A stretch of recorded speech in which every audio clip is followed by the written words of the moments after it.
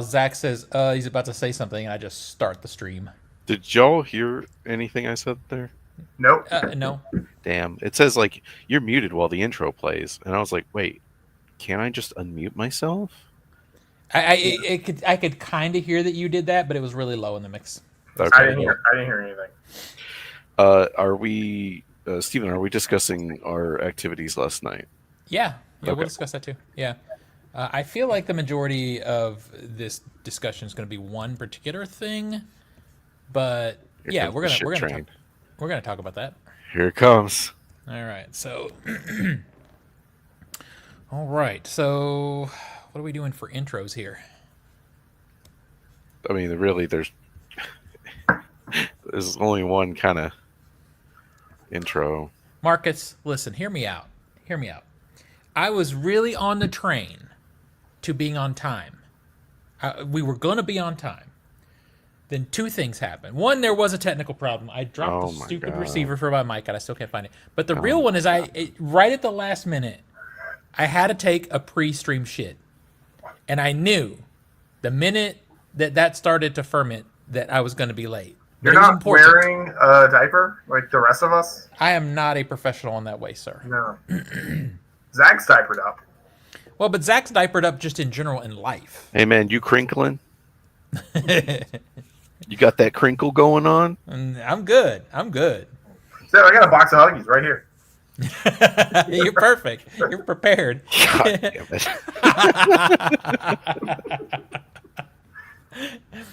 I love it. All right. You're right. Since we're focusing a lot on one particular thing, I have other stuff if we end up having time, but we'll see. Why has that become a common excuse? Because it is a common situation of life, sir. It is part of the life. It is specifically part of Steven's life. It is 100%, definitely. Both the technical difficulties and the pre-show shit. Yes. Both of those are very important part of my life. All right, I'll just intro it since we're just talking about the one thing. I'll just roll into it. You guys ready? Yeah. On this episode of the Culturesmash cast, we are going up, and away with our discussion of the new Superman movie. It's the Culturesmash cast, episode 667 for July the 16th, 2025. I'm Stephen Lackey, editor of the Culturesmash cast. Nico? Nicholas Qualls, contributor to Culturesmash cast. And Zach? Zach, I'm here. I am the third wheel. You are. Is Tina on baby duty tonight? Yeah, Tina's baby duty. So she might pop in later. We'll see how the baby duty goes. All right. Before we get into everything, let's see. Join us every Wednesday night live on YouTube and Twitch, starting at or around 7 o'clock CDT. Follow us on your platform of choice and be notified when the show goes live, and join the conversation. We do answer questions and comments as the show is streaming. Special thanks to Skinny Mixes for supporting the Culturesmash cast. Skinny Mixes are coffee, cocktail, and dessert syrups that are 0 sugar, 0 calorie, and 0 to 2 carbs. Head on over to skinnymixes.com and try some of their drink and dessert syrups, such as the white chocolate, salted dark chocolate, and salted caramel. They also feature a variety of cocktail mixes and water infusions. Spice up your coffee or cocktail with less sugar, calories, and carbs. Use promo code CULTURESMASH for a 15% discount on your order. So, Nico, what did you guys get into media-wise since we last talked? Anything? Aside from the topic coming up later, not too much. Mostly just reading books, and I know Tina is, of course, on her never-ending K-drama, J-drama kick. She's currently watching the same show that... forget the name of it, but it's like the Korean version and then also the Japanese version at the same time concurrently, and it's like, wow, that's something. That's commitment. It is very surprising and impressive. But no, mostly just reading audiobooks, and that's pretty much it until we get to the main topic. So we haven't talked about it on here because I just suspect this is a me thing and possibly you thing. Did you see the trailer for Project Hail Mary? I did. Yes. You read the book, correct? Not yet, but I will read it before the movie. Like I have it Okay. on Audible. I just Well, it's then in this my is just a me thing. okay. I've read the book 3 times. Ooh, wow. Do I you have the love it. audiobook?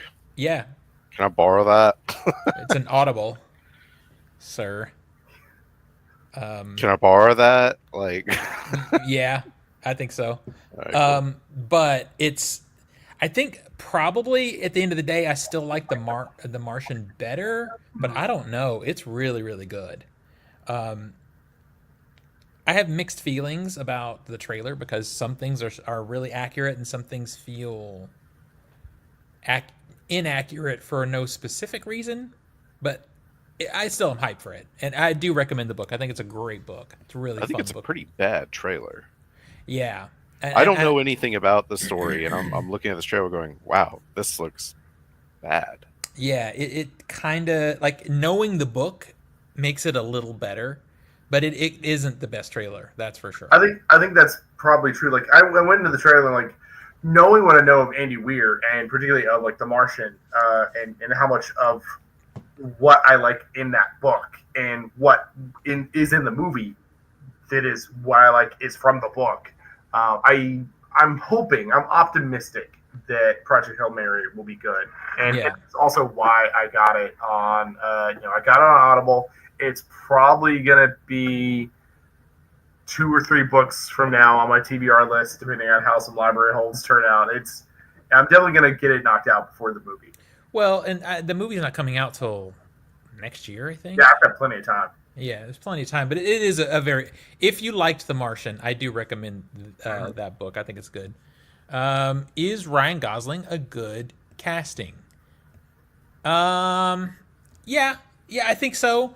I think the only thing that I do have a little bit of concern about is Andy Weir has a very specific type of comedy that he writes. His characters are funny, but they're really smart funny, right? And in the trailer, it feels like it's trading on Ryan Gosling's style of humor a little bit, which I think maybe conflicts with the character some. So Yeah, Ryan Gosling's got kind of like a high energy, exasperated kind of humor, whereas like in The Martian, I thought Matt Damon great pick because he's done that kind of like genius, Goodwill Hunting basically on Mars in a way. Yeah, yeah. Like, he can do that. I'm really smart and know what I'm doing, kind of thing that The Martian is. Yeah. And so I don't know. I think it's early days to tell because I think it's like Zach said. I think the trailer is not the best. So we'll just have to see. We'll have to see. I think the creative team behind it's a pretty good team. So I'm just crossing my fingers for it at this point. Just hoping for the best. Well, Zach and I have done some stuff. We had a pretty interesting event. Dude, since we had this podcast last week, I mean, I've seen what, 6 movies? Right? Yeah, just a few. Go on. What did you see? Well, we saw the film of discussion tonight. Mm-hmm. Did a double feature of Terminator 2 and Lady Terminator. Classic. Followed that up with another double feature of, I'm having to like pull back the memory. Mad Max Fury Road. There you go. And Revenge. Ooh, And what a then- double. Yeah, That was a double. wild double. Literally whiplash type of double because one of those is a very high energy, no holds barred, nonstop, thrill ride. And the other one is a tense, slower burn, disturbing, gory little movie. I love them both, but man, the thing that ties them together is badass female lead in the desert. That's really about it. If Lady Terminator was like, what the fuck is reloading? Revenge is, what the fuck is blood loss? Right. Like, both of those things do not matter to their respective films. Lady Terminator was so much fun. It is an Indonesian grindhouse movie. It is a plagiaristic ripoff of Oh, Terminator. in a lot of ways, it really is. I mean, mean, even lines from the movie. come with me if you want to live. That is Yep. in the fucking movie. Yep.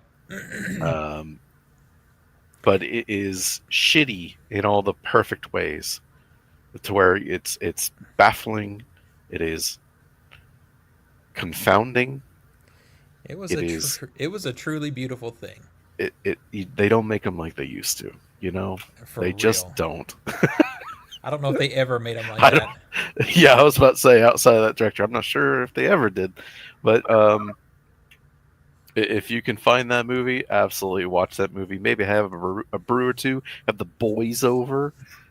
It's insane. Marcus, I don't know that I could actually say Euro Trip is a 5 out of 5. In fact, I Yeah, know I'm I judging couldn't the say shit Yeah, out of you for that. yeah. You're being judged very hardcore, sir. Because that is a disaster of a movie. I'm bad with comedies. I'll be the first to say it. That movie sucks. Yeah, it's bad. It is bad. And then, after all that, so This last night. motherfucker's like, yeah, let's go to another. Yeah, let's do another one.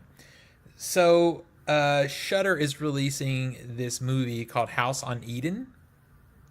It is a found footage, haunted house type of movie.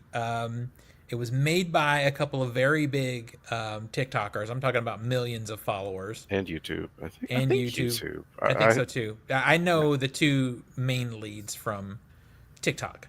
So it's two actresses and one actor. Maybe he was on YouTube. I'm not sure. Anyway, It has very some big, connection to YouTube. Yeah. very big following. So they had a very sizable base to get behind their movie and that kind of thing. So Shudder did a thing where it's coming out the 25th, but they picked a handful of cities to four-wall a theater, and they four-walled the theater, and then they had local TikTok personalities host it as a way to try to bring people in to watch the movie. And the two people that they had chosen to host the one in Nashville are people that I know. Well, Zach knows too, because we're working with them on a documentary project. So we went to see that last night and really show some support for them. And it was a thing that we did. I was very happy to be there to support them, especially since the turnout was not great. It was small. But they were dedicated. It was a dedicated group of people. The movie... It had a beginning, a middle. It didn't have an end.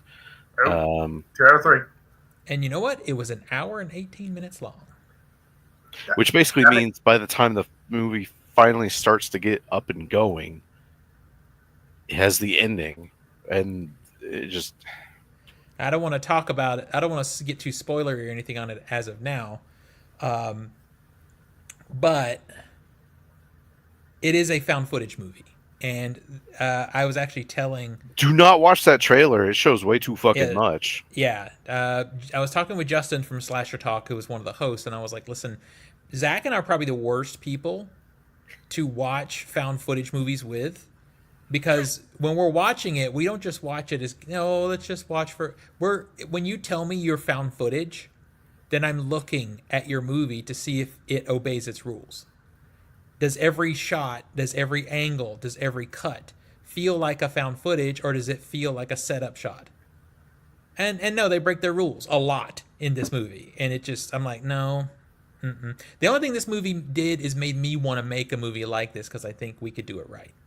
We would adhere to the rules, even if it meant a shitty shot instead of a really good shot, for example. Well, because that's what separates found footage. Like, the movie genuinely starts out looking... It starts out good. Yeah. It looks like genuine found footage. Yeah.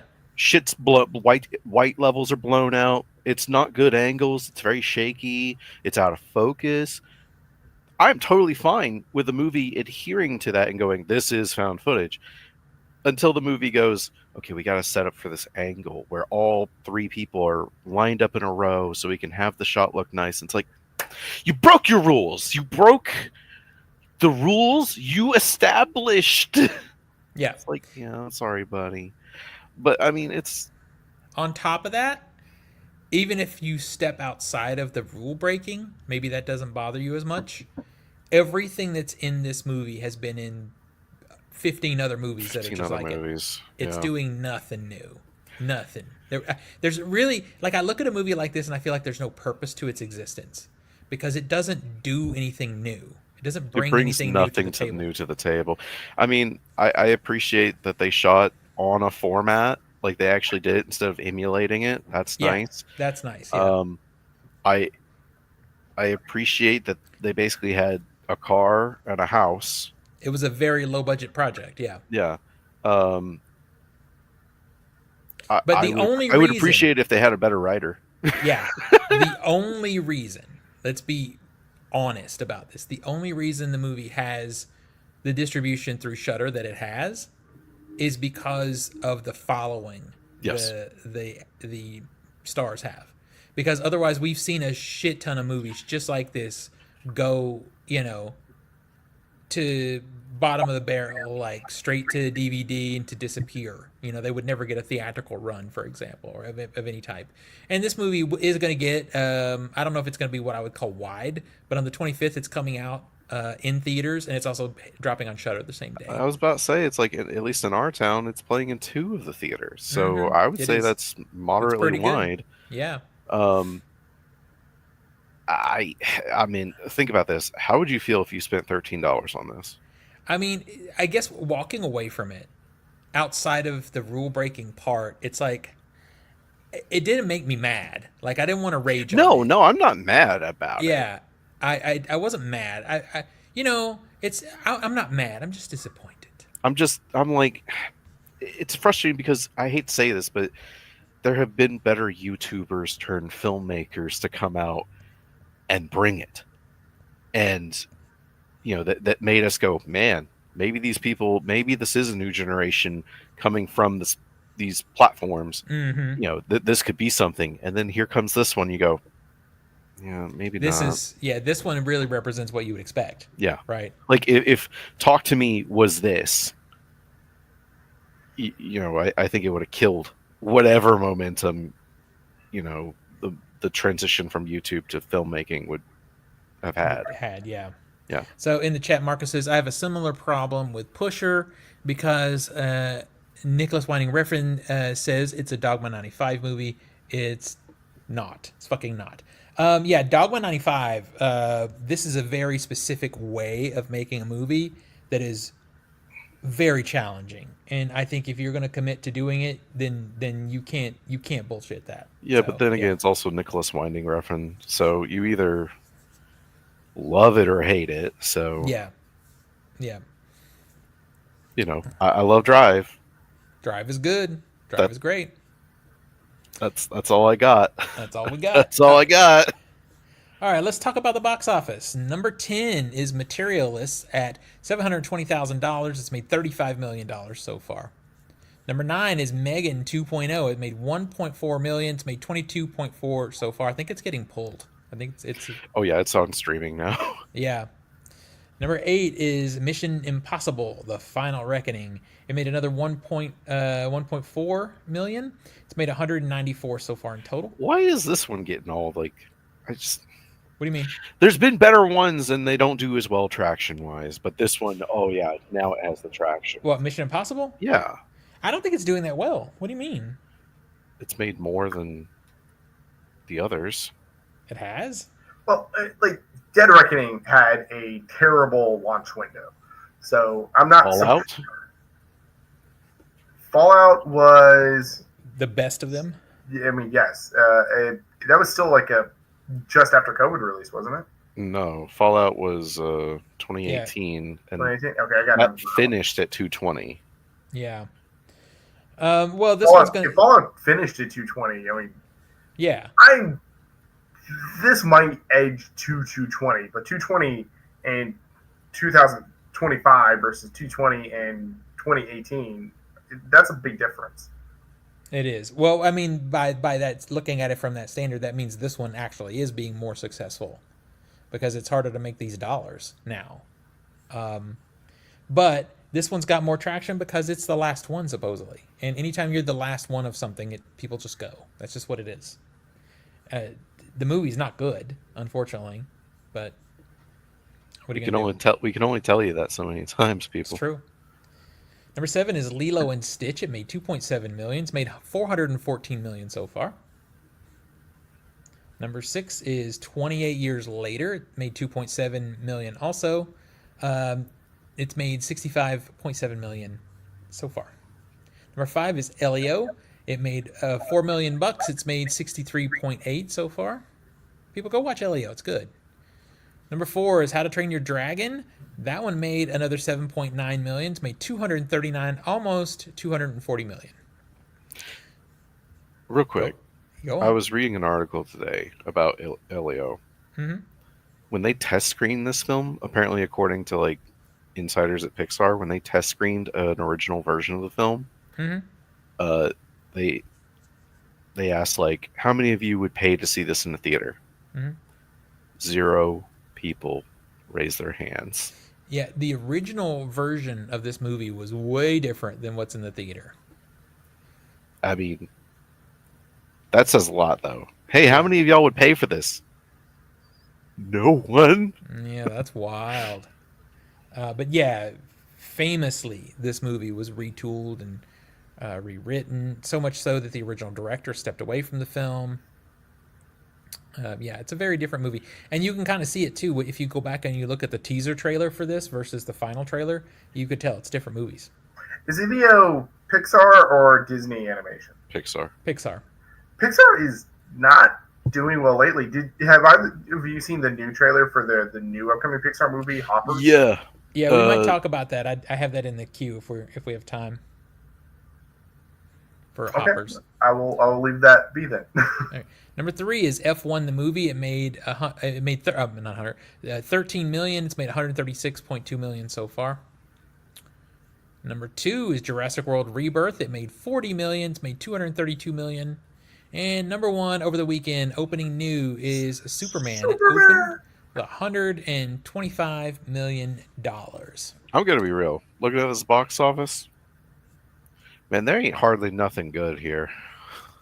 We'll get to that. There All ain't right. nothing good here, man.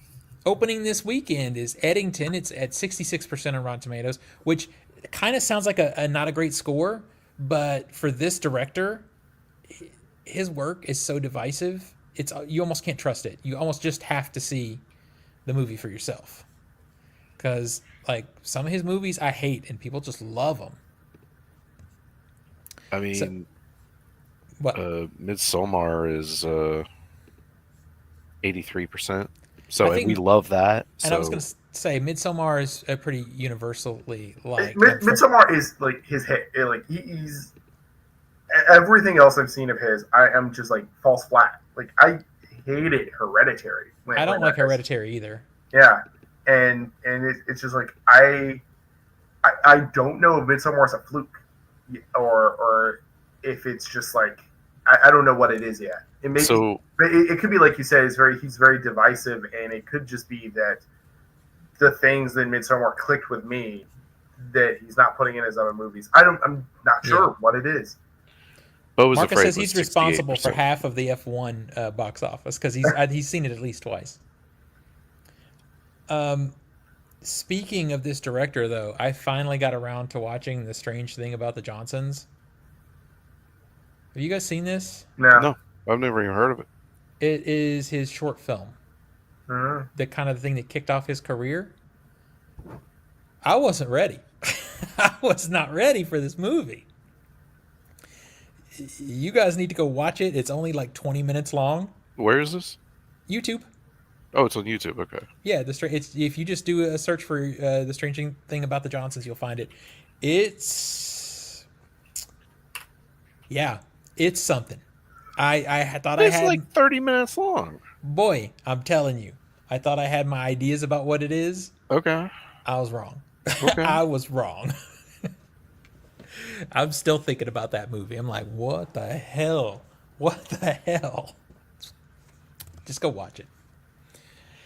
Alrighty, so let's talk about film ball real quick, and then we'll get into the bigger discussion.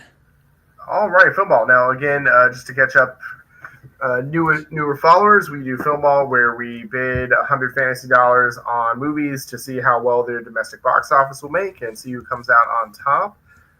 This is a week behind, so we are not counting Superman, unfortunately for me, because it's mine. So we've got the main bracket between us hosts and the two Discord brackets. We'll hit Discord first.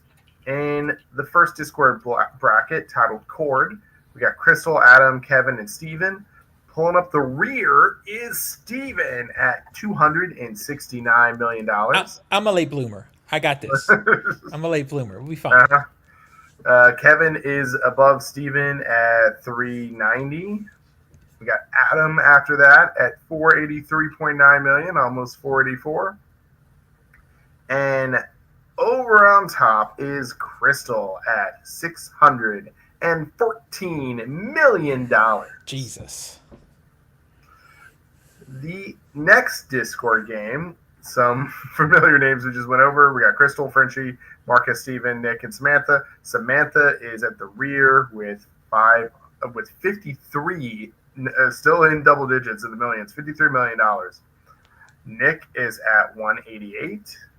Steven at 216. So at least you're in the middle of the pack this time. Exactly. Marcus is at 282. Frenchie at 331. And lo and behold, it's Crystal again at this time $665 million. She's highly competitive, as you can tell. She's highly successful, is what I can tell.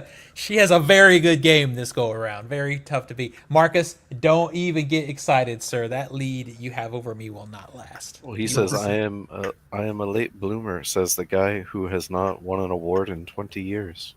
Sir. Okay, first off, sir, we have won awards. Exactly. I was about to say, like, look, I'll go to bat. We've actually won awards. We have won many awards, yes.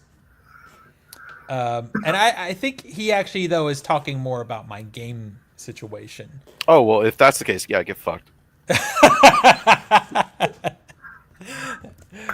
Whatever. We'll see. Speaking of, we got the real players. We got the host game. So that is going to be me at the rear right now at $96 million. I got Superman money coming. Nathan is above me at 218. That's going to be gone. Zach is at 380. Steven at 438. And at the top of the game is Tina at $611 million. So it's interesting. I don't think it's going to make as much of an impact in this game because you have both Superman and Fantastic Four. But I think what's interesting is Superman, at least as of now, with its first weekend, and Jurassic World are not performing where anybody expected. I mean, they're making money. They're doing okay. They're doing good. It's just not the runaway box office explosion that we were expecting. So it does change the game a little bit. It's going to be interesting to see how this goes. I think Superman's going to have pretty good legs. I think it's got good word of mouth for generally. So I think it's going to. Does it? I think it does. I know I know your ratings, so we'll get to that in a bit. Yeah, but, it seems to be mixed from what I can see. It's either I don't see directly bad reviews. Really quick, let me finish the openings because we forgot to do it. Did I do them all? Yeah, I don't think I did. Smurfs is at 32% of Rotten Tomatoes. I Know What You Did Last Summer, the remake, is at 46%. No. Right now. It's a reboot. Yeah. Yeah, it is a reboot. It's speaking of Smurfs, you paid in our game $20 for Smurfs. Hey man, it doesn't matter if the movie's good. It matters if people go to it. And kids. Smurf comes out this weekend. It got punted to open between Superman and Fantastic Four. Your little kids, they got to go see something with Superman's PG-13. Yeah. Tina and I were remarking on it. We saw our first commercial for Smurfs today. I haven't seen any. To live in that universe. Yeah, I haven't seen anything. Other than what I've seen in the actual theater. Like, I've seen the trailer play in front of stuff in the theater. That's it. I've been to more stuff the last 2 months than I have in the year, but it's like hardly any word on Smurfs, and Yeah. it's punted in between two massive superhero blockbusters. It's not Did gonna it, make money. it's opening earlier than it was supposed to, right? I don't know when it was originally It's supposed weird. It's just a weird time. All right, so let's talk about Superman. We are gonna break this movie down a little bit. Let's see. How do we want to start? This? Spoilers, yes or no? Oh no, this is going to be a bit of a spoiler discussion. to. Spoiler heavy discussion. We are gonna fully break this movie down. So, how do you guys want to start? Nico, how do you want to start? I guess yay, nay, positive. Like anyone who follows any of us on Letterboxd, or particularly they follow all of us on Letterboxd, at least know our general idea of the movie so far. Mhm. So like, Oh, real quick, Marcus, I have not seen Hacks. I hear it's good, but I haven't seen it. I know I'm up on the movie. Like I'm high on the movie. I really enjoy the movie. Tina also really enjoyed the movie. She'll go into that when she gets here. But I know you two are assuming I could understand what a 2.5 is. Lukewarm at best. Yeah, lukewarm seems like a pretty good rating for Okay. me. So, do That you want to go wasn't first? that wasn't what I heard walking out of that theater. Well, no, what you heard walking out of that theater is it was fine. no, coming what out- you heard was it was pretty good. What And you then- heard, no, and then- specifically, you can mince words with me as much as you want, but I told you that walking out of the theater that it was a 3 out of 5, but we'll see how it goes. And the then- next day, it and went then- to 2.5. And then you had a little ride with me to your house as I mercilessly tore that film in half. And I actually then- told and you. then I it's actually- It goes to crazy. show you shouldn't talk to Zach. Yeah. Well, and I actually told you in the Zach car, ruins and it. I stand by it Yeah. that you went too far because there's a lot of other things in the movie that are actually Okay. good, that are good. Full disclosure. I have never read a Superman comic. I don't know anything about him outside of like, I don't know, some clips from the films, and I've seen Batman v Superman and Man of Steel. Yeah. Okay, like so I don't care about I've never liked Superman. Ever. To begin with. So full disclosure, Batman would kick his ass. Secondly, why didn't Lex Luthor just get Pearl to kill Superman? Is he stupid? Well, okay, let's just. Okay, so what I think I want to do. Oh, come on! That was a good one! Yeah. Yeah. That was good! I- No, you let's- can't just throw away my joke. I was trying to. Let's start with Nico because it sounds like Nico has a different perspective than the two of us. Yes, let's have the good. And I do feel like that this is I'm gonna actually settle down in the middle. Because I think Zach maybe gave it a 2.5, but based off the way he talks about the movie, he probably should have given it a 1. which No. is a little closer to- I feel like I'm a little bit lower than you. Like just like this. In So degrees, it's not by much. it still Yeah. rounds up to a 2.5. Yeah. All yeah. right. So go ahead, Nico. Let's start. Yeah, I loved it. It is Superman is the character, and the portrayal of Superman as really this just like earnest, down to earth dude that wants to do good. It was what I wanted the character to be. I thought David Cohen-Sweat.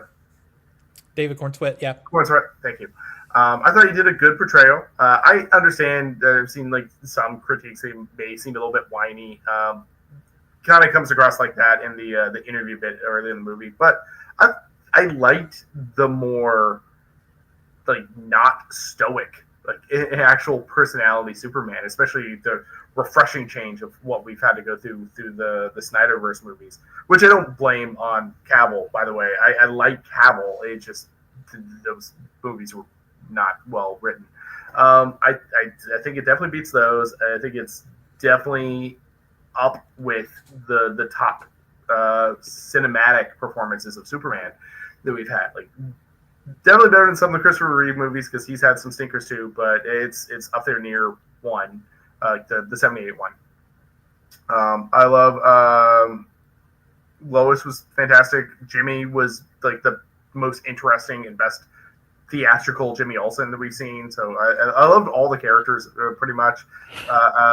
Nicholas Holt's Lex Luthor was a lot of fun. It was a manic insane supervillain in a way that I felt like the Eisenberg version was trying to be, but was actually successful at it because you felt that this guy was actually intimidating.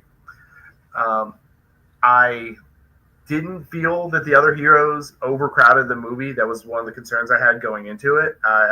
That you have Mr. Terrific, Green Lantern, Hawkgirl. I felt Hawkgirl was underutilized, but the force of personality of Nathan Fillion's Guy Gardner, I thought he was a spot on character. That is Guy Gardner, like the 80s, 90s version of Guy Gardner. That's spot on. Mr. Terrific was a lot of fun, more than I expected that character to actually be involved in the plot. I like the super science, a lot of the Silver Agey just stuff that's in the movie. Crypto was a lot of fun. It felt like a dog. It felt like a dog I owned, so it felt pretty reminiscent. I think my favorite part, although some of my favorite parts are just a lot more of the human bits. Like I loved when they went to Smallville, and you get the intimate moments of Superman, of Clark with the Kents, with the human parents. Particularly coming from a parent angle, you have that moment where Pa Kent turns to Lois when Superman's still kind of recovering from his kryptonite poisoning, and he's just like, "Is my boy going to be okay?" And I was in tears. I was like, "Yeah, that's the kind of parental relationship that I love to see out of the Kents." And I like that this movie went with both Kents being alive.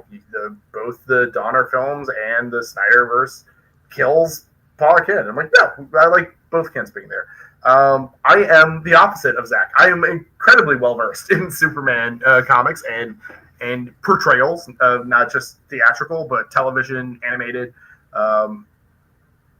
And it is a really good one. I think it stands up with some of the better ones. So I had a lot of fun. Yeah, that was a good time. I could nitpick, and we'll get to me chiming in on what you guys, but I don't want to take up the whole time. But overall, my rating on Letterboxd is a 4.5, and not 4.5, 4 even. Sorry, 4 even. No, 4 even. I did that just to give Zach a heart attack.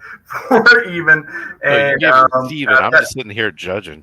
I've got some thoughts on there as well. So check that. Letterboxd, Nico Scream. I'll let you guys go. So I'll go. So I'm kind of in the middle because I'm clearly not going to be as well versed in Superman as you, but I have read Superman comics most of my comic book reading career. If I read DC, it was either a Justice League book or a Superman book. And specifically, I really liked the Action Comics line when I was a kid. And I will say one of the things about the Action Comics line, and I feel like James Gunn also liked the Action Comics line, because one of the things about Action Comics is they were one-off books most of the time, and a big part of the time Superman was fighting a big monster, right? Just some big giant monster. Even if it wasn't the whole book, it always started that way. And I feel like there was a lot of that in this movie. The thing is, okay, the things I liked. Let me get to the things I liked. Let's do that first.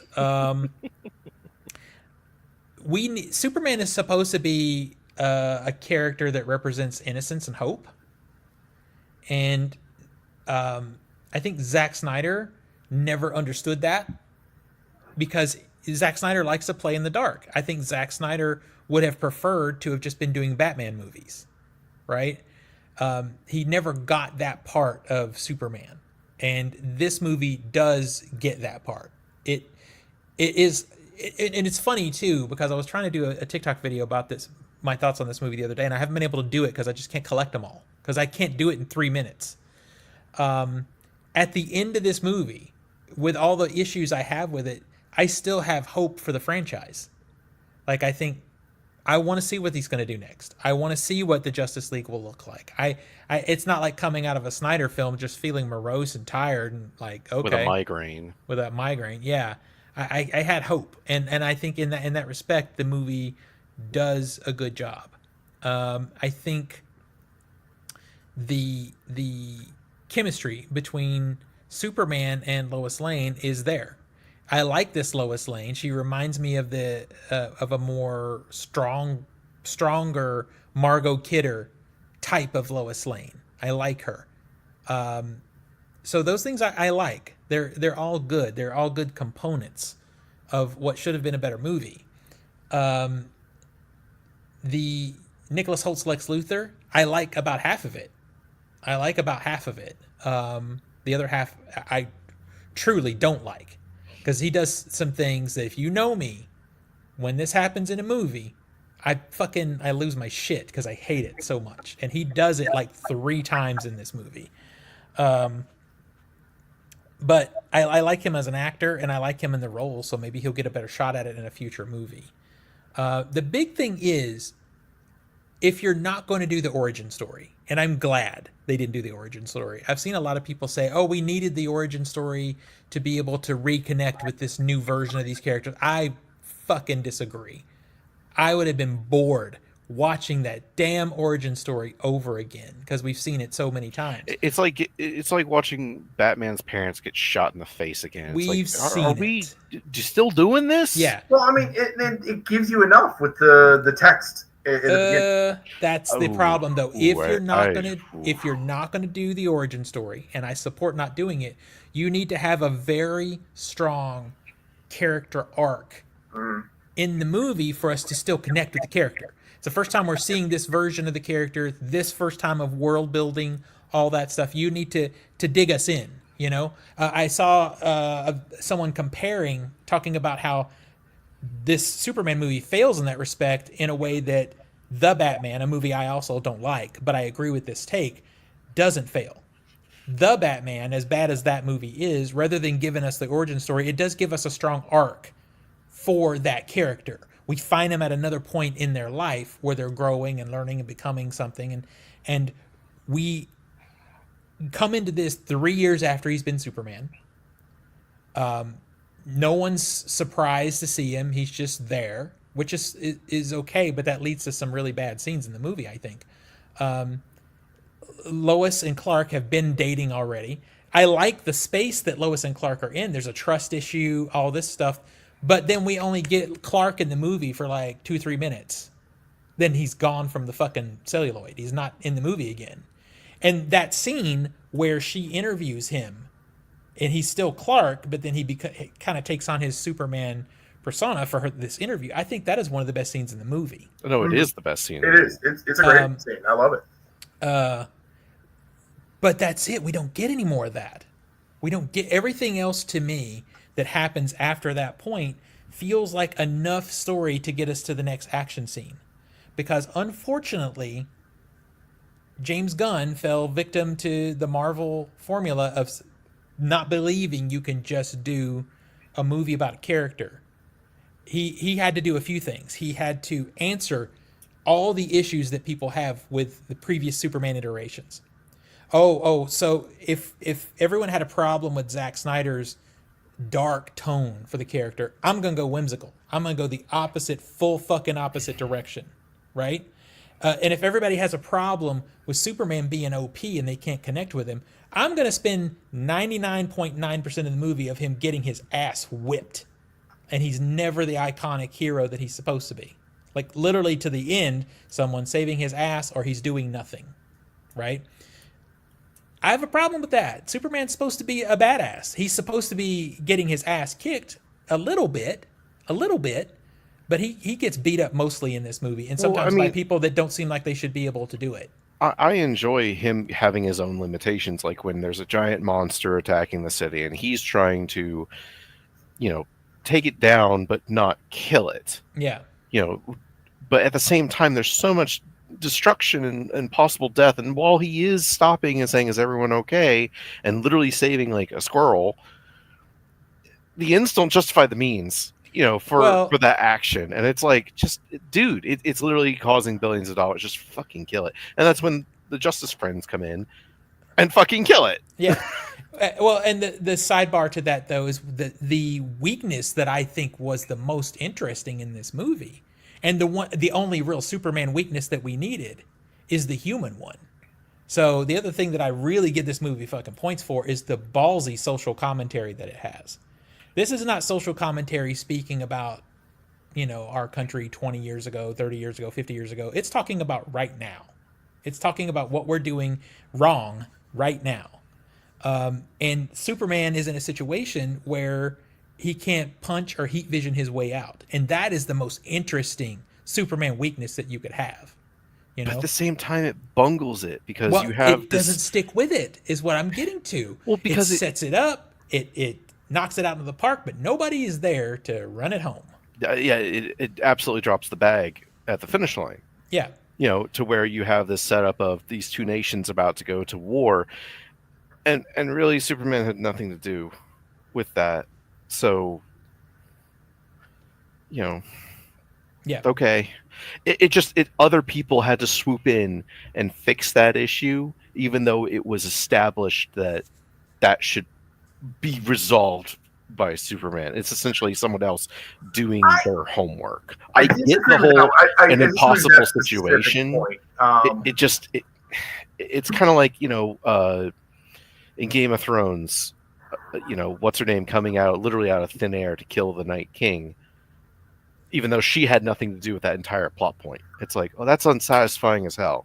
So I disagree with that point. I agree with a lot of what Steven said, but the specific point of it feels like the nation war being set up, that something that Superman should be intervening for. It's his problem to solve, and then the other heroes come in and solve that problem. Well, I didn't like the way they solved it. Hang on, Zach. Let him finish, and then you can respond. The reason I disagree with that specific point, I agree with what a lot of Steven was saying, and that's why it's not 5, is because Superman is supposed to be aspirational, inspirational, and that's what he did. He inspired the I'm sorry, I don't remember the country names. I'm super sorry. It doesn't matter. They're fake names Uzbekistan anyway. or whatever. Yeah, he inspired the nation being invaded to stand up for themselves. Why would they stand up for themselves? What? Because at that point in the film, everybody fucking hates Superman. Sure. So what has he done to inspire? Saved them the last time. He has done, by him being Superman and him doing what he does, save people that were going to die, that he screamed about at the beginning of the movie. He inspired them. Oh, okay. In between that time, it turns out he's there to kill everyone. Well, but wait. Okay, so I disagree with that, Zach, because I think when you say everybody hates Superman, yes, everybody who's in the news cycle hates Superman. But when we cut to that place where he saved those people's lives, they're still putting up a Superman flag. Yeah. They aren't in the news cycle, because there's a lot of commentary in this about social media. And they aren't in that. They're in the fucking desert fighting for their lives. This applies to the people of Metropolis too. I'm sorry? This applies to the people in Metropolis too. Well, okay, everybody literally hated but ultimately him. it gets to Superman's actions matter more. Yeah. And the fact that he has spent 3 years in Metropolis just only saving lives, that is all that he's been doing this whole time, I think does lead to the people of Metropolis have a little, they're much more suspicious of him now, and they're throwing cans at him that he doesn't flinch at. But I think there is a little bit more of okay, he is still saving our lives. And he, even after this video comes out, he is still catching a building and saving this person's car from being crushed. So they're still actively seeing him do good. And when you get to the other nation being invaded, and then Green Lantern shows up, Hawkgirl shows up, Superman being Superman has inspired these other heroes to step in and help, because people are going to die if they don't. Okay. Now, I think there's a learning thing there too for Superman. I think that's actually in the commentary of it saying maybe you feel like Superman should have saved the day there. Mm-hmm. But the truth is, as powerful as he is, he can't always do it for whatever reason. I understand that. Yeah. Quick question, because I don't know, and this is a genuine ask. Is Green Lantern guy, is he bulletproof? Can be, with just the ring's magic. The ring can make him bulletproof. Gotcha. Is Hawkgirl bulletproof? Probably depends on the iteration. So yeah, it's hard to say. Okay, so when they show up, how come the army isn't absolutely unloading on them? They turn and run. It's a valid question. This is I will say about also At Hawker. the sight of Yeah. them, not that they've done anything. I think I couldn't believe that happened. I'm like, are you fucking kidding me? Green Lantern is on a power set that is close to Superman. Like, definitely of the three Justice Gang members, in terms of raw power, Green Lantern is the top dog in that group. You know what the He Green is, Lantern was but to the doing though? point- He was protecting a kid. Meanwhile, you just aim up and pop. even in the Justice League Unlimited animated show, if that same sequence happened, the armies would have been blasting at him with their machine guns. Yeah. And that's my problem is he shows up and I'm like, and why are they not unloading on him right Okay. now? And then somebody else shows up and I'm like, and why are they not unloading? They haven't even they're not doing protective walls. Their reflexes aren't, like Superman. They're not, super quick, fast and speeding bullet. Well, you want to know really? I'm going, why you the want the real fuck answer? are they not shooting him? You want the real answer? I'll tell you the real answer. What I think the real answer is, and I think it's because this movie is doing so many things. That sequence needed to come to an end very fast.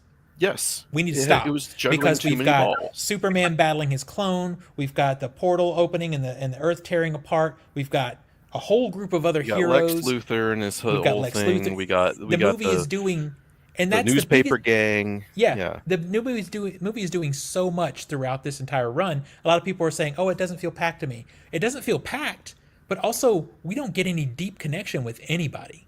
No one.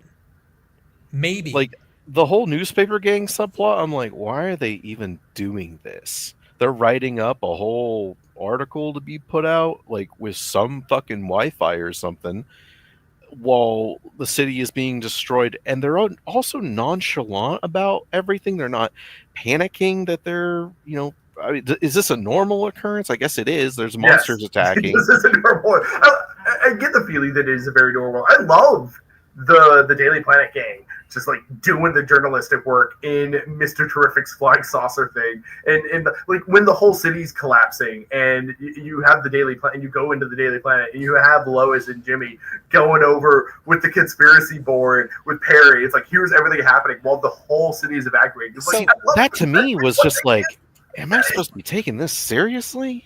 Because it felt like a joke. Well, like a comic book. I was gonna. Okay, so we're doing comic book. Are we taking this serious? Yeah, because it's serious in that world. Okay, we're going to take this seriously. So maybe Lex Luthor shouldn't execute someone by shooting them in the face. Yeah, that really set me off. I'm like, tonally, that's fucked. I thought you said we were comic book. By the way, that should have been Jimmy Olsen, so it could have paired with Zack Snyder's by him getting shot in the face. But that's a joke. But my problem with that scene is, one, it's very tonally inappropriate, and two, who the fuck was that guy? It was just some fucking guy. I don't know him. I do agree that scene was a bit off. It was really just trying to make Lex not be a redeemable character, which he already was from the first scene. And there's another scene that's not as dark as that one, obviously, but I did feel when he was like almost being fucking like physically abusive to his girlfriend. Yeah.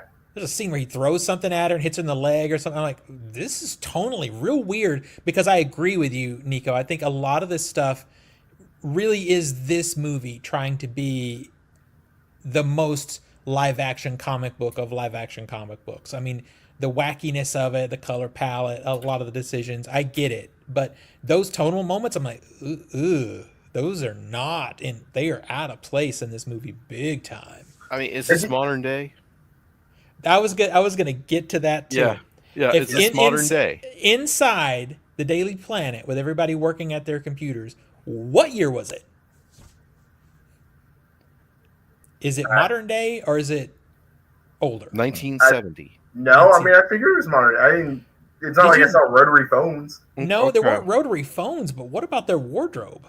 Like their wardrobe, the whole desk situation, the technology they're using.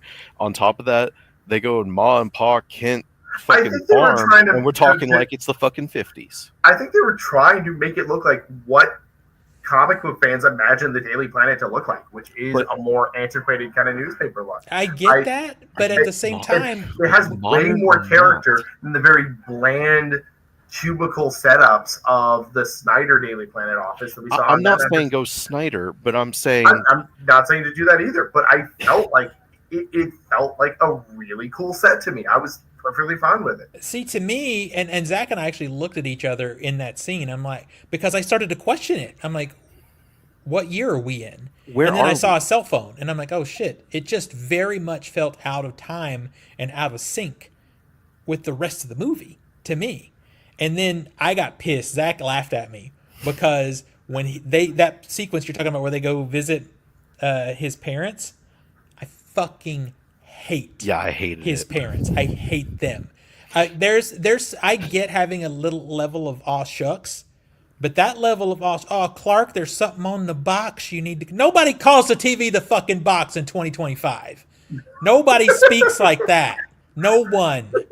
Aw shucks. Fuck you. I got mad, and Zach laughed at me because I got because as soon as I heard it, I'm like, "Go fuck yourself, movie!" Like, no.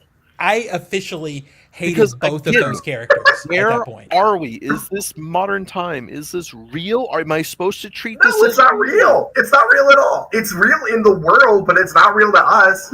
I also think they're bad I'm actors. having a severe disconnect. Yeah, I'm like, fuck you. And there. Okay, so here's the other time. So the first half hour of Lex Luthor, Dude, the first 20 minutes, I was like, wow. I'm like, this damn. is the best Lex Luthor of Lex Luthors. I'm like, he's scary. He's brilliant. He's methodical. He's pinpoint. He's precise. Then suddenly, Yeah. somebody took a batch of stupid pills. And it happened after they go to the Fortress of Solitude. They go to the Fortress of Solitude. I couldn't believe that scene. I was huffing in the theater. Like, he goes to the Fortress of Solitude and then starts monologuing to who? He's giving us all the exposition, looking at the camera. Meanwhile, his whole fucking crew is behind him. Everyone out of focus who in is the there background. knows why they are there. They know the whole goddamn plan. Who the fuck is Lex Luthor talking to explain this shit to? And from The that audience? point forward, he became stupid. Every scene after that, he was just making the stupidest character decisions. You and I'm have like, at you least set him up as a mastermind, and now he's stupid for no reason. You have at least 2 sequences in that movie where you get the old school "Muhahaha, bad guy. Now I will tell you exactly what my plan is.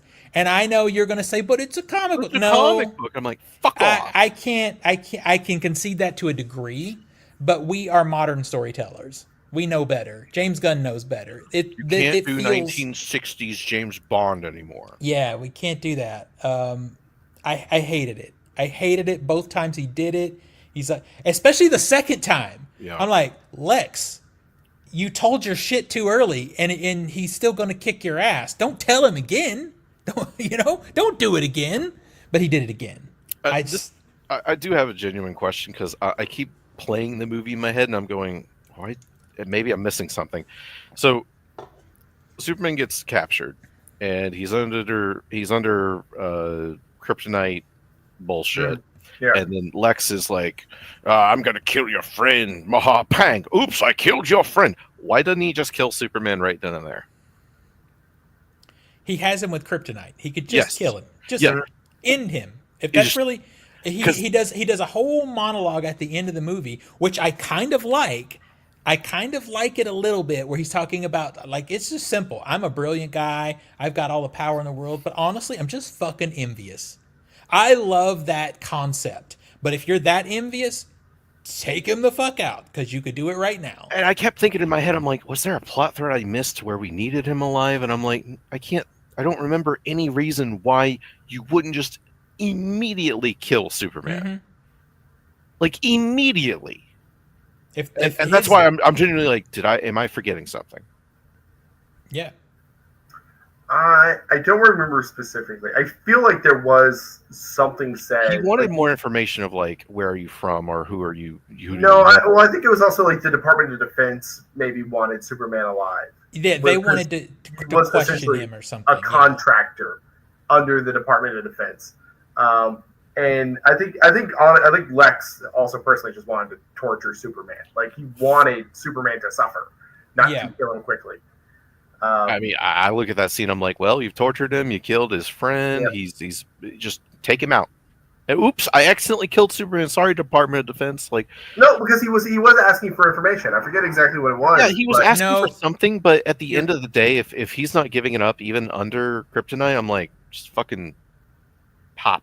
You know, The Yeah. like, Kryptonite's not really meant to torture him. It's meant to just keep him subdued because otherwise he could escape.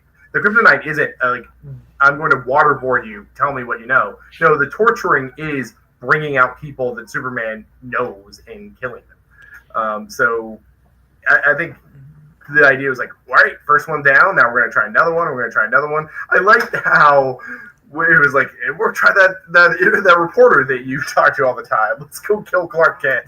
Yeah. That was fun. Yeah, and I agree with you. I do see, because they did have sort of this throwaway line of the Department of Defense or whoever it was wanted to question him. So there is that, but it just seems like he has the tools. You could have yeah. killed him, later or whatever. I But- just see him as like, hey, we have a massive liability here, and I have him like, let's just take him out, and that's my goal at the end of the day, anyway. Yeah. It's just I don't know. I'm trying to think of some like really great excuse to where it's like, Lex's hands are tied, he can't do it, and I'm like, not really. And that kind of goes into my like he took stupid pills earlier in the film, so now he's stupid. Yeah. And So- unfortunately, it kind of ruins his character. I mean, you were going on about how he gives a speech at the end. Superman gives this speech at the end of the film about how I'm just human and that's all we need. And that's a really kind of cool moment. It's about to come together, but it gets completely undercut by a joke, like in a Marvel film, because Superdog Crypto comes in and starts tearing around. It's literally a Loki moment where it's like the Hulk and Loki, smashing him around a bit. And while that was kind of funny in 2012, it's 2025, and you have just undermined your entire thesis. It does feel like James Gunn was afraid to have any real emotion in the movie, because every time there's supposed to be an emotional beat, it's first of all it's hammy because of the music, the score. When there's an None of the emotional needle beat, drops worked for me. well, there's only 2 needle drops in the movie, but the score gets real heavy when the emotion is supposed to start, and then the emotion starts, and like you just said, it gets undercut by jokes. So I feel like anytime you feel like you want to connect with these characters on a little bit of a deeper level, he's afraid to do it. And genuine question, Nico, did you have any laughs in the film? Oh, yeah. I mean, I had one. I mean, not just me, my audience laughed. My audience applauded at times. I had a good crowd. I mean, we had one that was funny in the moment, and then you stop and take a minute and you go, wait, this is a serious problem now by having Peacemaker in this film, which is funny. But by having Peacemaker in this film, that means that there is a Harley Quinn also in this universe. I think And that that's also correct. means there is a Joker, and that Joker is also in the same DC. I think this is getting slightly off topic, but I'm pretty sure Peacemaker season 2 deals with some cross-dimensional travel. Okay. Yeah, but this came first. Yeah, It doesn't matter if it came first as long as it's retconned. Doesn't Yeah, I matter. think season 2 for Peacemaker will explain why he is in Super. Okay, well, like I said, walking out of the theater, I'm like a teacher with a red ink pen, and I'm saying, see me after class with the script. So I'm going to note that down. I'm going to say, like, you're going to have to see me after that class, because Let's talk that's about- a problem. let's talk about Act 3, because this gets to 2 other Oh, things that no. really triggered me. Oh, So no. the literally the fucking planet is splitting open, Mhm. and Mr. Terrific is contacting Superman. However the fuck he's able to do that, is contacting him and going, "You got to get here. We need you. We need you. You got to get here. You got to get here. You got to get here." He gets there. Superman shows up and does fuck all to help. He gets Yep. into a fight with his clone, and in that fight time, we don't go back to the world ending at all. For like 5 to 7 minutes, it's just fight, and we've forgotten completely that the world is ending. I forgot, and then the fight finally is over, and they cut back to it. I'm like, oh shit, that's right. Like, So they reveal it's the clone, and I'll be honest with you, I didn't realize it until they said it because he looks so different. Yeah, he did look different. Yeah, and the way they shot it with the hair in his face, it was hard to see his face for a I second. saw. I was like, oh yeah, it's the same guy. Like Yeah. I didn't have I mean, that. that's just a me thing because Very like there's blind. this whole musical swell, and I'm like, who the fuck is that? Now, I'll be honest, I thought it was Evan Peters. what did she say? Like me. What did she say? She thought it was Evan Peters. Oh, Uh, I did like that though because it finally went back to explain how is fucking Superman getting his ass handed to him by a minion of Lex Luthor. But The entire film. But then it explains it, which is cool. But yeah, it forgets the main focus of Act 3. So when Yeah. that fight is actually over, though, it comes back to it. Superman still really doesn't do anything.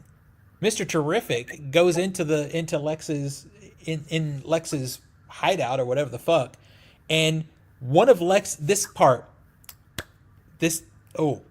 scene, he goes in there. One of Lex's minions is like, I hate what's happening. I don't like what's going on. Let me give you the code to stop it. Mr. Terrific's like, nah, bitch, step out of the way. I got this.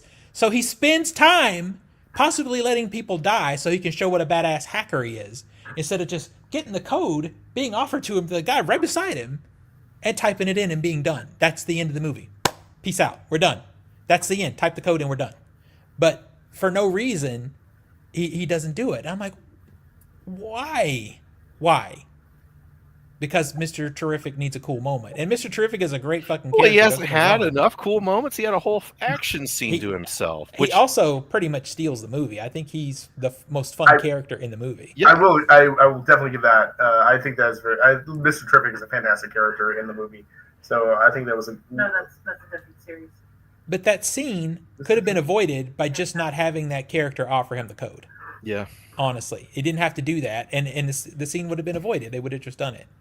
I mean, okay, this is me, and I know I'm probably in the minority here. I didn't like how any of the action was shot at all, and I don't like James Gunn's super wide angle lenses swooping and swallowing around. I just don't like it. So I've been calling it the boomerang effect, because if you watch this movie, every action scene involves a weapon or some laser eyes, some heat vision, being shot. It goes around in a circle, knocks a bunch of people out, and it comes back. Whether it's one of the villains throwing that disc, or the cameras that Mr. Terrific has, or Superman spinning around and killing or blasting a bunch of people, they may go very out of their way to make sure they're not make dead. sure that he didn't just murk 50 But it's just people. circle over and over and over again throughout this movie. I like some of his action stuff in Guardians, but in this one it just felt a little bit repetitive to me in that way. I'm like, we're doing this again? At 3 or 4 times in the movie it does that, and I'm just like, I don't know, try harder. Try a little harder for me. I just don't like that look to it. I don't like how it's this show-offy-ness. I'd be more impressed with a well choreographed, well shot and edited, pieced together scene than a look at me, ma, look what I can do with all my visual effects. We can just have this as a big oneer, and we're swooping around Lois Lane and in a bubble. But because she's in a bubble, we can't really get a good angle, so we have to use a 10 millimeter lens or something like that. Dude, that's inside baseball. To get this shot. And I'm like, you know what? It would just be cool if you could just shoot this clearly and cleanly. Yeah.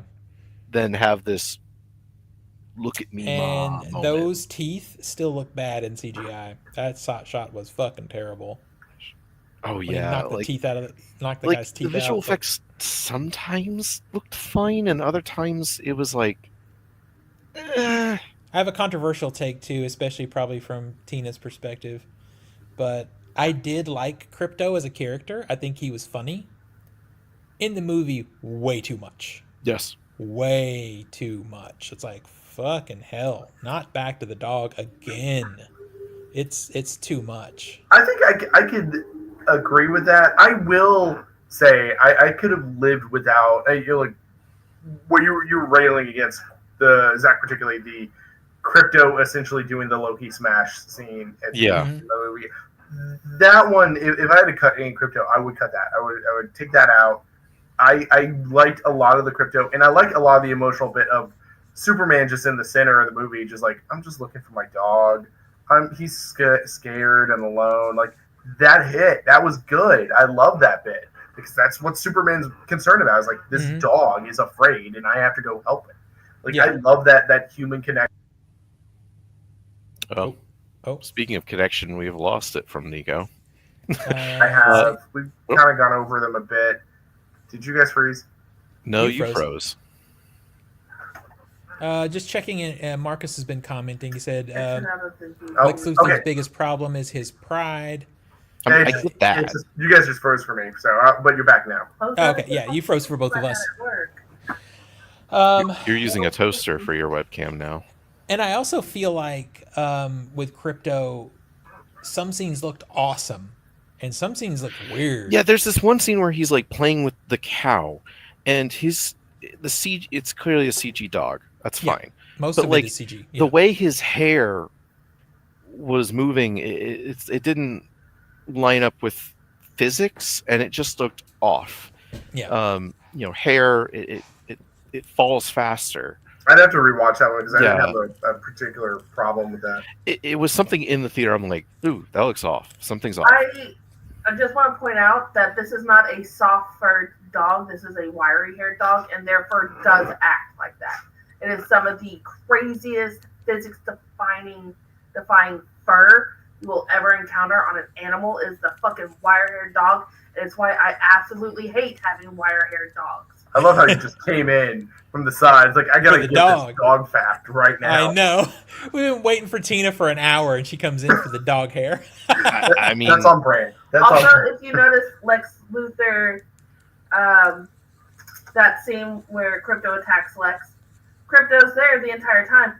He only goes after Lex once Lex lays a hand on Superman. Yeah, I think I like that. Yeah, the worst owner defense. I would say, I don't. You guys froze out for me for a little bit, so I don't know where you lost me. So I was saying that like I could lose that Loki smash scene. Bits of the movie that I do think are flaws, which is why it's not a full on 4.5 or 5 star. I do, Stephen, you were talking about earlier that like I don't necessarily need a full on character arc, but I think there definitely should have been some realization towards the end of the movie that Lois in the initial interview scene wasn't wrong. No, 100% agree with Lois. That entire interaction. That like, yes, Superman was right. Like immediate intervention to save lives, completely right. But going after fake Netanyahu, that's where he should stop. Yeah, it's like there should have been also some consideration on how to deal with this on a geopolitical level. Outside of the initial intervention. And that is something that Superman needed to work on. And that is something that the movie doesn't deliver on. Like, Lois was right, too, but the movie doesn't acknowledge that. Except in that little sideway bit where we get with, like, the Rick Flag character and the other government official going, like, well, now metahumans are dictating geopolitical, politics now. And, like, okay, yes, that is showing that is going to be a problem in the future, but this movie doesn't do it. It kicks it down the road. So that, we got sidetracked because I know that one scene of the Justice Gang and the army bothers Zach. But when I was talking about how it didn't stick the landing, that is what I was talking about. Yeah. That's the best scene in the movie, and you don't get you just don't get that payoff, sort of finishing of that whole. You don't get any realization from Superman that says, "Hey, just because I can do a thing doesn't mean I should do a thing." Yeah. And is doing the thing that seems best now the best thing in the long run. That's the complexities of being a human that he can't get by with his power. And I think it should have been better. That it should have been better bookended. Yeah. We needed to finish that. I will say one thing that I have not seen portrayed at all in Superman movies is Superman had an education. He has a basic high school level understanding of economics and government and whatnot. There's no way he would, any high schooler could tell him, oh yeah, this is a great idea. It's just a simple understanding of how his actual, well, he has a college education and is a reporter, so he should know better. Yeah, it's one of those things. It's oh, well, he's alien. No, He grew up here. I was about to say, if he had just come to Earth, this is a mistake somebody would make. Yeah. But he's lived here his whole life minus 5 days. Yeah. It is definitely a like I said, like they were both ultimately right in areas of that debate. Like that debate coming back around at the end would have made this a better movie. Would have made this a 4 and 5, 5 out of 5, 4.5 or 5. It really, I think, did kind of ding it a little bit because I love Lois in this movie, and me too. she's not wrong. Yeah. Except Lois's reaction to things, like when, let's say, a fucking black hole is closing around her or whatever, she doesn't seem to be that scared ever. She's like, okay. They're standing there watching Superman try to come out of this CGI goo that he's in. The door is closing around him, and she's just watching. She doesn't seem affected. And I think that's sort of another problem with the entire movie. People are standing around taking pictures with their cell phones of giant monsters. They're not scared. It's like, whatever. I think the point. Again, I think that's part of the point of saying Superman's been around for 3 years already. Is there is a jadedness that this is life for this city now. Yeah. I think the other issue is James Gunn wanted to do a full-on comic book movie, like comic book type of movie. But the problem is we've had so many quality comic book movies now that the bar is higher. There's a level of relatable expectation of real-world stuff that's applied to the storytelling now that if you can't just do something silly and write it off as that's a comic book, it's a comic book movie. Can't do that anymore. We've had smart movies. We've had smart ones. We've had Logan. We've had a fucking Infinity War. We've had movies that Infinity War, yeah. Yeah. That bring the comic books to life. But I mean, also shit, even Civil War really went over smart. some of the topics here. What's How that? it's like, even Civil War kind of went over the Civil topics War. here. Yeah. Yeah. And So- that was 10 years ago. Yeah, so it's hard to dismiss obvious flaws, especially from someone who's written, 4 and 4.5 out of 5 level of Marvel stories before. Guardians 1 and Guardians 3 are some of the best Marvel movies of all time. So I don't know. I don't hate it. I don't, I'm not like saying you shouldn't see this. I'm saying my review essentially boils down to, if you're a fan of Superman, you'll enjoy a Superman movie. If you want something with a little deeper writing and you're not a huge fan of Superman, you're tired of fucking comic book movies, it's competent enough, but I won't say it's good. My favorite parts of this movie is 100% the Justice Gang. I want more of the Justice Gang, honestly. I don't care. Stepping out of this movie, I don't really care so much about Supergirl. I know we have the teaser for her. Wait, hold on. You're saying James Gunn made side characters that no one's heard about before better than the ones people but we've heard about before. Some of us have heard about them. Polka Dot Man has entered the chat. He was the best character in the Suicide Squad. I will say, like, Metamorpho, you could say people haven't heard about before. Man, maybe I loved Mr. how Terrific. Metamorpho looked comic book accurate, though. I was like, I love Metamorpho in this movie. Metamorpho was Yeah. great.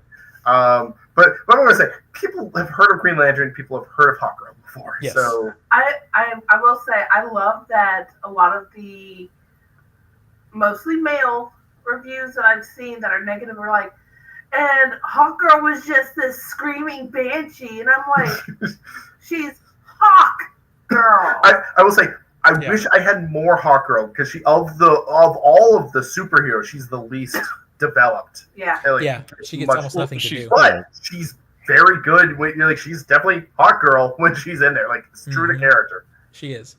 I agree. More like and- Hawk Tua girl, you know what I'm saying? Yeah, no. Mm. That's for the Triple X parody. I am Right, looking forward exactly. to the Lanterns TV show that we're gonna get that Yeah. doesn't feature Guy Gardner. Like, I love Guy Gardner in this movie. I would love to see it, but I am interested to see the take on the other Green Lanterns. There is one TikTok that I saw that was like, "Are we supposed to like Guy Gardner?" And it's like, no, Guy Gardner is the least likable Green Lantern. He is an asshole. That is the character. And you know what? The contrast there, because Nathan Fillion knows how to deliver James Gunn comedy. David Cornsweet does not. I didn't find his one-liner jokes to be funny for me.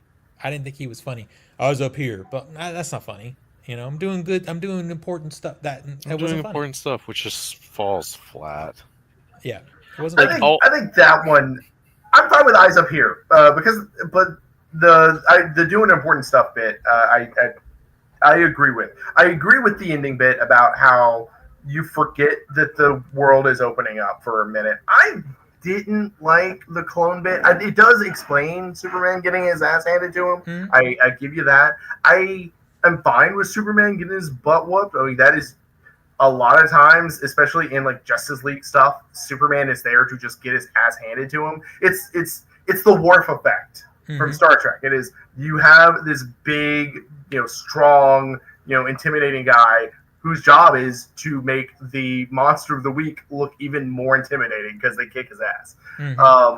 So I wasn't too bothered by it, but I get it. And I just felt cloning Superman is lazy. Like, it's like, you're going to clone Superman in movie 1. Like that's the jump, is like, now we're gonna have the like Superman fighting himself, like, made real metaphor. Now it's like, I feel like that's usually the kind of thing that's like, the Donner films took 3 movies to get to that point. Everybody's going too quick now. Megan turned sci-fi and went to space way too early. We learned that you don't do that till the 10th film on Friday the 13th.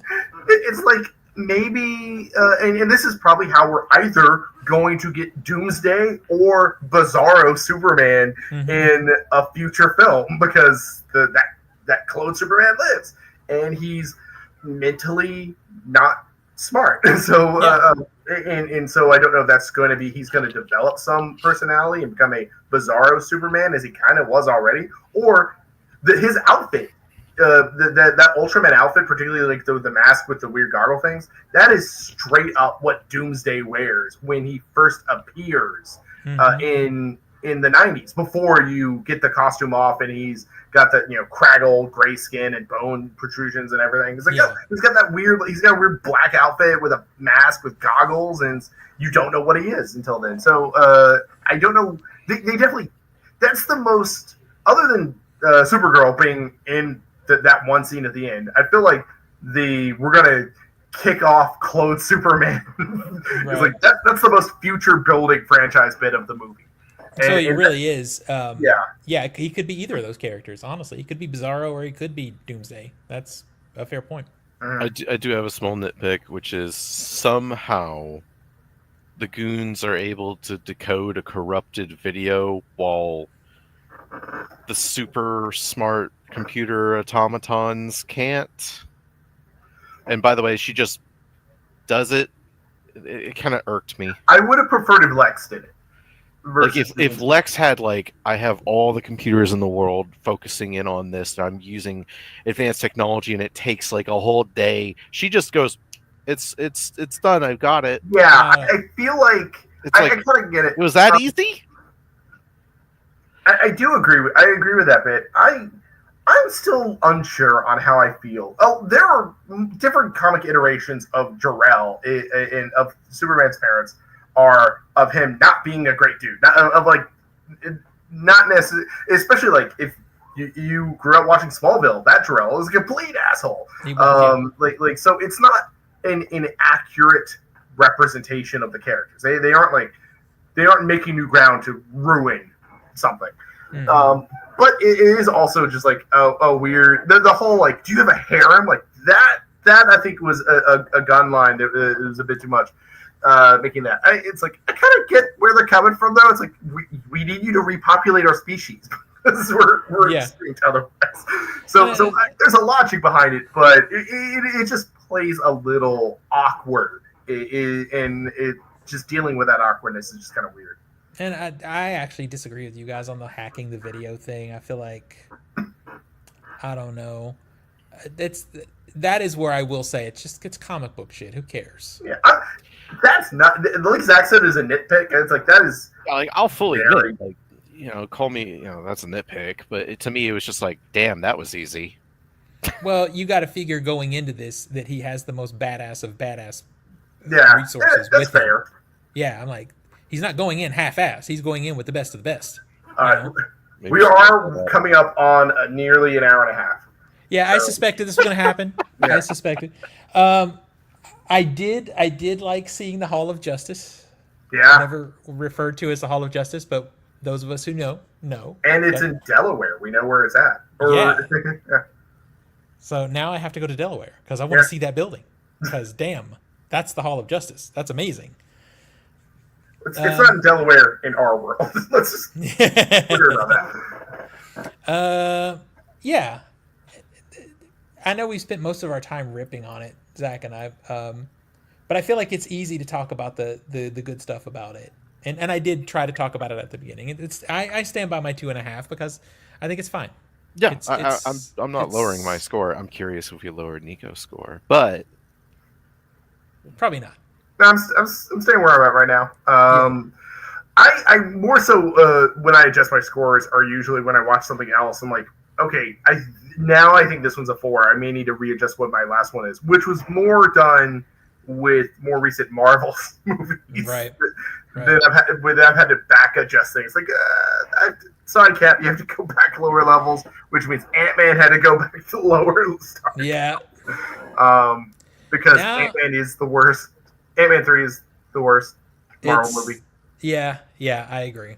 I agree. But no, I'm standing by it. I really enjoyed it. I just love this earnest, hopeful take on Superman.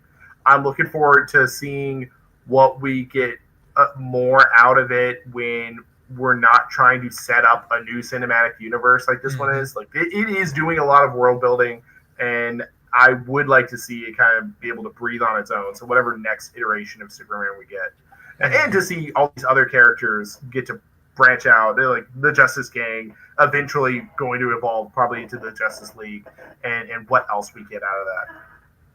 Would they? I guess they would be the Justice League, right? Or would they be the Justice Society? Well, Justice Society is pretty like locked into like World War II era, so they could have existed. Like one thing that this movie does in the opening epilogue sequence or prologue sequence is like when it's saying like 300 years ago the era of gods and monsters started, and which is weird, but that's also when Gunn and Safran introduced their slate of what they were planning to do like 2 or 3 years ago. They called this phase the era of gods and monsters, and we still kind of need to see what does that mean, because nothing really implies gods and monsters yet. So we'll see. You know what? I will say the other good thing is at least they didn't feel a need to introduce some gigantic story arc that starts now and stretches across. Oh, you the mean next have 10 years. trailers in the middle of your film? Yeah, there wasn't that, so I was happy for that. Yeah. You know, Also, it has a really bad post-credit scene. I'm sorry. post-credit scenes are a waste of time. They're not good, but I was fine with their post. I loved the post-credit scenes weren't world build, weren't like trailers. They weren't like here's a Thanos grid or something. No. Like, it's. I mean, to me, it was just kind of like, that was a deleted scene that ended up on the floor. Yeah, and I'm fine with that. It's like you're not being teased on by the end credit scene. It's just a fun little joke you get at the end of the movie. I like the mid-credit scene is this really cute scene with Crypto. Like I was perfectly great with the credit scenes that we got in this movie. The scene's just on the poster, but never mind. Yeah, but it's just adorable. Superman and Crypto looking at Earth from the moon. It's in the poster isn't a giant ass movie screen. The giant ass movie screen in the mid credits is a giant ass movie screen. yeah. I mean, I guess in that way I don't have a problem with them. It's just because that's what post credits and mid credit scenes used to be, was just deleted scenes. They weren't exactly. It used to be just a fun little thing that you didn't need. Yeah. At The all. problem is I had a pee. And man, there was And some long credits. And I'm like, damn it, I waited to pee for Hey, this. it was only 2 hours and 9 minutes. That's true. It could have been way worse. And Fantastic Four is shorter. It's going to be an hour 55. So yeah, now's the question: will Fantastic Four be better or worse than Superman? I'm okay. I'll say this: we won't get into the story too much because we need to wrap. Yeah, we But don't have time. Yeah, the biggest ding I've had on Fantastic Four is this story because it's a crack in the foundation of the making of this movie. We recently learned in a lot of the press going on that John Malkovich's character, which has been revealed as an early Fantastic Four villain called the Red Ghost, is cut from the movie. So John Malkovich, which was in the first trailer for Fantastic Four, is not in the movie. It was from what I've read in the coverage about it. It was supposed to be essentially like a quick montage of the career of the Fantastic Four, and he would have been shown as like one of the villains they fought. But they wanted to not. It was just an angle that they wanted to cut from the movie.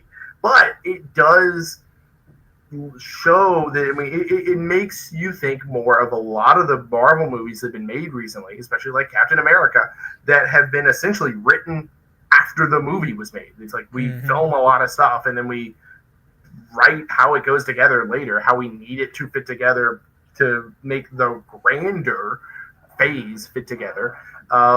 Especially coming right off of Captain America and how badly that movie was assembled. Fucking terrible. Yeah, it makes me worried. But I like everything else I've been seeing about the movie, and I'm optimistic otherwise. This is the crack in the foundation. Hopefully, it is just something that's like would not have been needed in the movie, so they cut it for that. I feel bad because John Malkovich is a good actor, and I would have liked to have seen like him in a bit role. I'm okay for. The problem is with this movie, I'm excited because I'm still cautiously excited because I love the Fantastic Four. And as much as this movie might be bland, and that's what I'm afraid of, is that it's not going to be bad, it's just going to be bland. It is the closest iteration of the Fantastic Four to ever be made. I can tell you that already from looking at the trailer. None of these other movies we've had were correct. They did a few things right, wrong, whatever, but they just weren't right. This one looks at least like it's kind of getting it right as far as the characters and whatnot. But the problem is we just have another TV director. Because Marvel won't bring in a real filmmaker. They won't bring in somebody with a vision and some idea of what it should be like cinematically because they just don't want it. And I think that's I will say, at least from a production side, this has a vision. Like, this has a look and an aesthetic that other Marvel movies typically don't have. So I am excited to see that. I mean, this could be what's the director's name? Shankman's. This could be like Shankman's. Like, yeah, I'm a real director. Here's my proof of it. Or something. That's true. That'd be great if it's a breakout show. I would really like to see it. I am optimistic. I do think it will be probably the best cinematic Fantastic Four in any way. Like ground, like bar is low. It's very very easy. I do love that both this and Superman are. We talked about Superman foregoing origin story, and Fantastic Four is also foregoing the origin story. It seems to probably will cover it in like people talking about the Fantastic Four. It looks like in the trailer there's going to be a TV show celebrating them or something that gives you a 2-minute recap of their story, and that's fine. That's fine. Yeah, I think one of the problems a lot of comic book origin stories have is the iteration of characters that are in those origin stories are not the iteration of characters that we eventually love, that we are familiar with. Like that early Fantastic Four comics are rough when you think of the Fantastic Four. You deal with a lot of like very bad sexism from Reed, and the Sue is the invisible girl for the longest time, and so you deal with a lot of weird, and Ben is just angsty all the time. And there's a lot of other stuff that's just kind of weird that's learning. Like they don't get their outfits for like 3 issues and stuff like that. Superman is very similar. Like early Superman comics are very different than what people think of Superman. So trying to adjust origin stories to also be fitting the atypical, the typical character in your mind is a lot of work, and also fitting that into a 2-hour movie. So just skip it. Skip it for characters that are familiar. People know what Fantastic Four is. Very easy origin story. They went into space, got irradiated, got superpowers. Done. Superman, everyone knows it. Done. Unless it's a very esoteric character, which can be kind of hard to gauge if that's the case or not. Skip it. You don't need it. Yeah, I mean, for me, the Fantastic Four that I love is some of the '80s iterations. Yeah, I did a lot of the John Byrne comics, probably. Yeah, I love those. And then I really like from like the '90s and early 2000s, whenever that was, Jonathan Hickman's run on. Jonathan Hickman's like the 2000s run is like seminal. If anyone actually wants to get into Fantastic Four, the current run by Ryan North is great. Is very good about capturing that family feel and also the science adventure-y feel. So one thing that gives me a little bit of hope, and it could be marketing speak, but Shegman very much goes into what he thinks about the Fantastic Four as being like family first, science adventurers last, and only superheroes like when they have to be. Like, that's the Fantastic Four. Like, I always figured Fantastic Four would be best as a TV show. Be like a Lost in Space or a Star Trek. That's what I've always said is a good Fantastic Four. My favorite Fantastic Four was this really epically long run. I think they did it again in the 2000s, but there's an 80s run where it just seems like it must have ran for a year, where they're lost in the negative zone. Yeah. And it's just the four of them fighting whatever weird shit they come across in this weird part of space. And it is just Lost in Space. And it's a family dramedy. And I think it's great. And I love it for that. And that's what I would love from them. I would love them to not be in the greater MCU stories that much. I would love them to be lost in space somewhere. But that's not going to happen. But I think it'd be cool if they were. Yeah. I mean, because, spoilers for fucking Thunderbolts Asterisk. In the post-credits scene, you see their plane or their jet or their rocket or whatever the fuck. So rocket with the 4 logo. Yeah, so somehow at the end of this movie coming out, they're going to go into our current time. So, and that's fine. We knew that was going to happen. I don't even feel like that's a spoiler. We knew that was going to happen.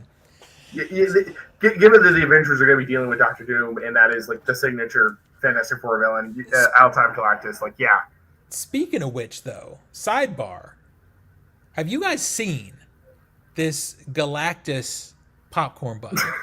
That's stupid. Cause listen, I want this fucking popcorn bucket. It is like $80, right? It's like it is. Stupid but expensive. Crystal sent me a picture of it earlier that somebody took with themselves in the picture, so you can actually see how big it is. Yeah. I'll see if I can get this where you can see it. I don't know. Holy crap! Is that I can't tell if that's like a child or that's a kid, right? Okay. Yeah, but look, it's the size of his head.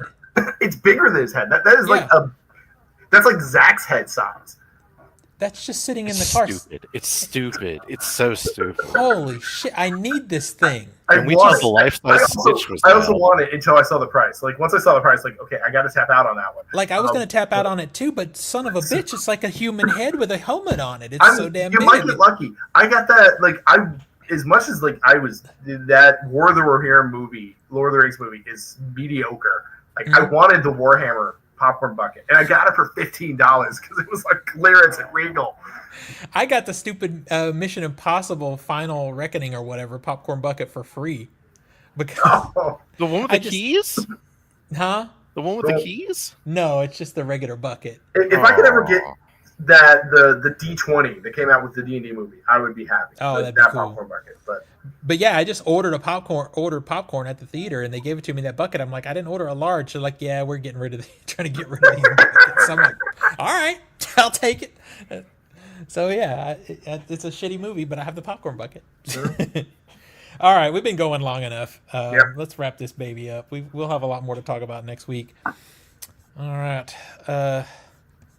Nico, where do we see you on the internet? You can find most anything I do at nicholasqualls.com. Takes you to all the social links. So if you want to read more about some of my Superman thoughts and my Letterboxd review, just go to nicholasqualls.com. It will be linked there. That's pretty much it for now. Biscuits, where do we see you on the internet? Well, Biscuits, you can find him on Instagram. He's Biscuits the Cat. You can find me on Instagram. I'm Master of the Matrix 91. You can also find me on Discord and Steam as a Dangerous Mute Lunatic. And, of course, you can always find me on Letterboxd, Master Z91. All right, find me at all things OTS movies for the time being. There's a rebrand coming though, so be watching for that. But anyway, OTS movies on Letterboxd and TikTok are the main spots. Instagram works too, but mostly Letterboxd and TikTok. Just follow me over there, and we'll see everybody next week. Bye, everybody.